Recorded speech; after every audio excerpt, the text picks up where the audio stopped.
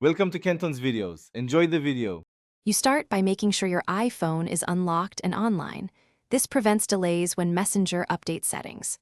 Open the Messenger app and tap your profile icon in the corner. That gives you app-level controls. Once there, scan options for account settings or privacy. You're not backing up right now, you're preparing to remove a login. Make sure you know the account, email, or phone used, otherwise you may be prompted later to re-verify.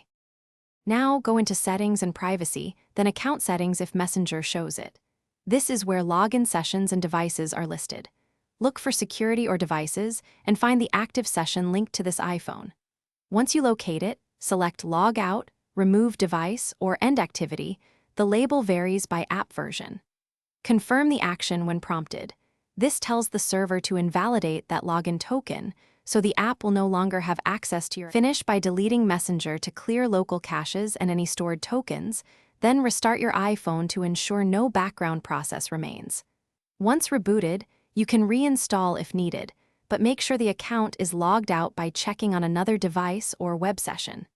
If you still see access, revoke app permissions or change the account password to force sign out.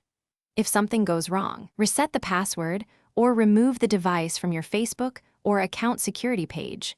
That forces logout across all devices. Thanks for watching. Consider subscribing if we helped you.